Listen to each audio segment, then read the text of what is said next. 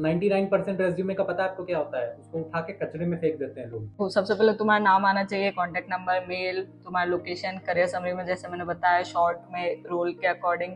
फिर technical skills में आना चाहिए तुमको क्या क्या आता पहले जान लो कि क्या नहीं बनाना है।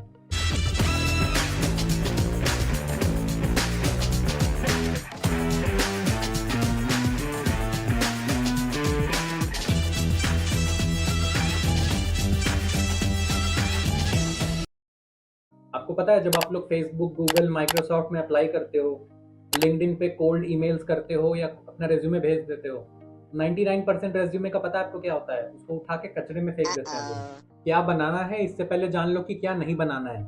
सबसे पहले तो ये सबसे बड़ा रेड फ्लैग, ये जो 3 पेज का रेज्यूमे बनाते हो ना, 3 पेज, उसमें पता नहीं क्या इससे लिखी हुई है।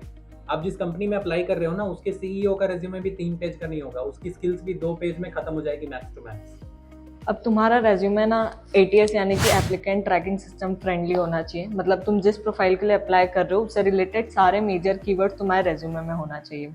और मोस्ट इंपॉर्टेंटली 1 पेज रेज्यूमे होना चाहिए। ऐसा नहीं कि 3-4 पेज के रेज्यूमे में तुमने जीवन की सारी कहानी सुना दी, किसी को इंटरेस्ट नहीं है इतना पढ़ने में। अब देखो, रेज्यूमे बनाने के लिए ना तुम्हारे पास ऐसे बहुत सारी वेबसाइट्स होंगी जिसमें अलग अलग चीज़ों के टेम्पलेट्स होंगे। तो एक होता है रेज्यूमे के टेम्पलेट्स अवेलेबल है, जैसे ये वेबसाइट जो मैंने खुद ही ये canva.com की है। तो इस पे अलग अलग तरह के तुमको टेम्पलेट मिल जाएंगे, मतलब स्टैंडर्ड टेम्पलेट्स मिल जाएंगे। तो तुम ऐसे स्टैंडर्ड टेम्पलेट्स यूज़ कर सकते हो जिसमें सिर्फ जैसे खोल के तुमको सिर्फ एडिट करना रहेगा। अगर कस्टमाइज तुम करोगे ना इसको तो सिर्फ एडिट करना होगा, इसमें अपनी इन्फो डालनी होगी जो वहाँ पे डली है उसके बदले। तो ये काफ़ी ईजी और हैंडी चीज़ हो जाएगी जो क्लाउड पे पड़ी रहेगी तुम्हारी। यहीं पे तुम एडिट करके XYZ जो भी लिखना है वो लिख सकते हो। तो यस, एक ऐसी वेबसाइट्स बहुत सारी अवेलेबल है। तो यहाँ पर तुम रेज्यूमे बना के क्लाउड पर रख सकते हो अपने प्रेफरेंस के लिए। सबसे पहला सबसे इंपॉर्टेंट सेक्शन आपका नाम, आपके बारे में 1 से 2 टेक्निकल लाइनें और आपके पर्सनल डिटेल्स। अब नाम में कोई रॉकेट साइंस नहीं है, लेकिन ये जो 1 से 2 लाइनें हैं ना, इसमें कतई भी disciplined individual, highly motivated, strong, patient ये मत लिखो।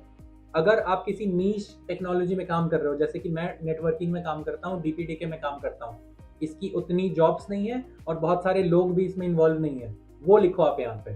आपके बारे में क्या स्पेशल है, आप कितने पेशेंट, कितने स्ट्रॉन्ग, मोटिवेटेड हो, ये कोई जानना चाहता नहीं है। दूसरी बात, आपके नंबर, ईमेल, लिंक्डइन, आपकी लोकेशन मतलब आपकी सिटी, और आपके टेक्निकल वेबसाइट्स के लिंक जैसे जीएफजी, कोडशेफ, लीड कोड के मैंने दिए हैं। इसके अलावा पिताजी का नाम, माताजी का नाम, घर का पता, आपका जोडियक साइन, आपकी बर्थ डेट, ये मत लिखो प्लीज यहाँ पे। इसको जितना सिंपल छोड़ोगे उतना अच्छा रहेगा। अगला सेक्शन आता है आपके स्किल्स, सर्टिफिकेशंस। स्किल्स में बुलेट पॉइंट्स में बहुत साफ साफ, बहुत कंसाइज में आपको जो बहुत अच्छे से आता है उसको यहाँ पे लिख दीजिए। किसी का कॉपी करके लिखने की जरूरत नहीं है। अब जैसे क्रड ऑपरेशंस बहुत पॉपुलर है, लेकिन मैंने यहाँ पे नहीं लिखा है। क्यों? क्योंकि मुझे उसका काम नहीं है, ना मुझे उस जॉब में जाना है, ना मुझे वो आता है। सिंपल सी बात है। तो अगर आपको जो चीजें आती हैं, जो टूल्स, टेक्नोलॉजी, स्टैक, लैंग्वेजेस आपको आती हैं, उसको ऑनेस्टली यहाँ पे लिखो। सर्टिफिकेशंस मैंडेटरी नहीं है, लेकिन अगर आपको लगता है आपने 1-2 अच्छे सर्टिफिकेशंस किए हैं तो उसका भी आप यहाँ पे कर सकते हो। और लिखना नहीं, उसका लिंक डालना। हर एक सर्टिफिकेट का एक लिंक जनरेट होता है, वो यहाँ पे डाल दो। अब आते हैं एक्सपीरियंस पे। एक्सपीरियंस में सबसे पहले हम लिखते हैं जिस पोजीशन में थे या हो जिस भी कंपनी में उसका नाम, और फिर लिखते हैं ड्यूरेशन, जितने ड्यूरेशन के लिए तुमने उसमें काम किया या कर रहे हो। फिर उसमें उसके बाद आता है जिस टीम के साथ तुमने काम किया उस टीम के बारे में, वो टीम क्या करती थी, किस फंक्शनैलिटी पे काम करती थी, उसका एक बुलेट पॉइंट। उसके बाद में तुम्हारे क्या कंट्रीब्यूशन थे, क्या क्या स्किल्स तुमने यूज की वो। अब हो सकता है तुमने एक से ज्यादा प्रोजेक्ट में काम किया हो तो यहाँ पर वो डिस्क्रिप्शन लिख देना। पर इसमें से लंबे लंबे पैराग्राफ कहानी लिखने की कोई जरूरत नहीं है। एक प्रोजेक्ट या एक फीचर के बारे में मैक्सिमम 3 से 4 बुलेट पॉइंट में एक्सप्लेन कर दो। उसमें तुम्हारे स्किल्स भी आ जाना चाहिए, टेक्स्ट स्टैक भी आ जाना चाहिए कि तुमने क्या क्या यूज किया। एकदम छोटे छोटे में, किसी को इंटरेस्ट नहीं है तुम्हारे जीवन की कहानी सुनने में, तो एकदम शॉर्ट एंड स्वीट लिखो ताकि सामने वालों को पता चल जाए कि हाँ इसने ये काम किया था, ये टीम की फंक्शनैलिटी पे इसने काम किया था। That's it. ओके, देखो, अगर आपको जॉब में 4, 5, 6 साल हो चुके हैं तो आपके जॉब एक्सपीरियंस के फीचर्स ही इतने हो जाएंगे कि आपको लिखने की जगह नहीं मिलेगी। अगर आप फ्रेशर हो या 1-2 साल एक्सपीरियंस है मेरी तरह या रूपिका की तरह, आप एक सेक्शन डाल सकते हो प्रोजेक्ट्स का। प्रोजेक्ट्स में क्या रूल फॉलो करना है, सेम जो कि हमने फीचर में फॉलो किया था। आपको प्रोजेक्ट का नाम लिखना है, वो प्रोजेक्ट क्या था, प्रोजेक्ट का एम क्या था, आपने क्यों किया वो प्रोजेक्ट, उसमें चैलेंजेस क्या आए थे, कौन सी टेक्नोलॉजी आपने यूज करी और उससे क्या फायदा हुआ। ठीक है, क्वांटिफाइबल डेटा लिखना है आपको यहाँ भी, सेम एज फीचर्स। अब आते हैं अचीवमेंट्स और एक्स्ट्रा करिकुलर एक्टिविटीज में। इसमें क्या डालना होता है, इसमें प्रोफाइल से रिलेटेड जितनी टेक्निकल चीजें तुम्हारे पास हैं, जैसे अगर तुम डेवलपर के लिए अगर अप्लाई कर रहे हो तो तुम्हारी डीएसए ऑब्वियसली स्ट्रांग होना चाहिए, तो तुम्हारी जीएफजी लीड कोड वगैरह पे अगर अच्छी रैंकिंग है तो वो यहाँ मेंशन करो, तुमने जितनी प्रॉब्लम सॉल्व करी है वो यहाँ मेंशन करो। उसके बाद में तुम्हारी अगर कोई कॉम्पिटिटिव एग्जाम निकली है तो मेंशन करो। ये एक फ्रेशर के पीओवी से है, पर अगर तुम एक्सपीरियंसड हो तो तुमने ऑफिस में अगर कोई अवार्ड जीता है, स्पॉट रिकॉग्निशन या एम्प्लॉय ऑफ द क्वार्टर ऐसा कुछ, तो किसी क्रिटिकल फंक्शनैलिटी पे काम किया और तुमको अप्रिसिएशन मिला हो, तो वो चीजें अचीवमेंट्स और एक्स्ट्रा करिकुलर में डाल सकते हैं। अब यहाँ पर क्या नहीं डालना है, यहाँ पर ये बिल्कुल मत डालना कि तुमने डांस कॉम्पिटिशन जीता था, एचआर ने रंगोली कॉम्पिटिशन रखा था, तुमने वो जीता था, ये सब नहीं डालना होता है इसमें। लास्ट चीज आते हैं, लेकिन सबसे इंपॉर्टेंट चीज, एजुकेशन। एजुकेशन में आपको कहाँ से शुरू करना है, क्लास 8th में आपके मैथ्स में कितने नंबर आए थे उससे नहीं, आपकी लेटेस्ट एजुकेशन। मेजॉरिटी ऑफ आपका लेटेस्ट एजुकेशन क्या है, आपकी बीटेक डिग्री।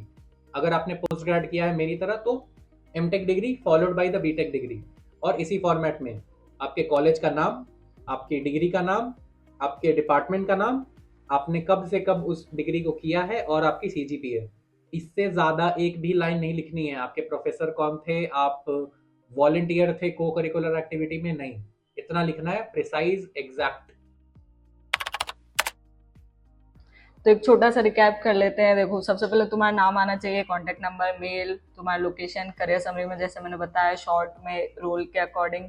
फिर टेक्निकल स्किल्स में आना चाहिए तुमको क्या क्या आता है, ज़्यादा इसमें यहाँ बसड़ करने की कोई ज़रूरत नहीं है। फिर प्रोफेशनल एक्सपीरियंस में तुमने किस पोजीशन पे किस कंपनी में काम किया, उस टीम के बारे में, उस प्रोजेक्ट के बारे में 2-3 लाइन में इन्फो। यहाँ पे आएगी तुम्हारी ड्यूरेशन। फिर आता है प्रोजेक्ट्स। प्रोजेक्ट्स अगर तुम फ्रेशर हो तो ऑब्वियसली तुम्हारे पास प्रोजेक्ट्स काफ़ी सारे होंगे, तो मेजर प्रोजेक्ट्स जिसमें तुम्हारी सारी टेक्निकल स्किल्स रिफ्लेक्ट हो जाए, उनका टाइटल और फिर उनके बारे में 2-3 लाइन में मैक्स डिटेल्स। उसके बाद में आता है तुम्हारा एजुकेशन। ज़्यादा यहाँ पर लिखने की ज़रूरत नहीं है कि तुमने कौन से प्रोजेक्ट करे, क्या तुम्हारी स्ट्रीम थी, स्ट्रीम किसके बारे में थी, कोई ज़रूरत नहीं है, एक एक शॉर्ट में सब लिख के ख़त्म। फिर अचीवमेंट्स वगैरह में मेजर अचीवमेंट्स और अवार्ड, ज़्यादा यहाँ पे भी अपने जीवन की कहानी सुनाने की ज़रूरत नहीं है। तो अगर तुम देखोगे तो इसे शॉर्ट में दिखने में थोड़ा एस्थेटिक सुंदर लगना चाहिए कि किसी को देख के पढ़ने का मन हो, ऐसा नहीं कि कोई टाली दे तुम्हारा रेज्यूमे देख के। थोड़ा सा एस्थेटिक और प्लीजिंग होना चाहिए, मतलब अलाइनमेंट सही होना चाहिए हर चीज़ के, और थोड़ा सा दिखने में एस्थेटिक होना चाहिए। अब ये था एक बेसिक आइडिया कि कैसे हम विद ऑल एसेंशियल डिटेल्स एक सोफिस्टिकेटेड रेज्यूमे बना सकते हैं। पर अब एक केस आता है, फॉर एग्जांपल अगर मैं एज अ डेवलपर अभी काम कर रही हूँ पर मुझे डेटा साइंस डोमेन में स्विच करना है, तो मैं अप्लाई करते टाइम 2 रेज्यूमे बनाऊंगी, एक एज अ डेव पीओवी और एक डेटा साइंस पीओवी। इसमें क्या होता है, कीवर्ड्स अलग अलग हो जाएंगे, स्किल्स अलग अलग हो जाएगी, तो कभी भी ये गलती मत करना कि एक ही रेज्यूमे से तुम हर जगह अप्लाई कर रहे हो। तो हर प्रोफाइल के लिए मेहनत लगती है थोड़ी, पर अलग अलग रेज्यूमे बनाओ, काफी बेनिफिशियल होता है। तो आज के लिए इतना ही। अगर इसमें भी कोई डाउट्स या कुछ सजेशन हो तो कमेंट में बताओ, और अगली वीडियो आए तब तक के लिए लाइक शेयर सब्सक्राइब।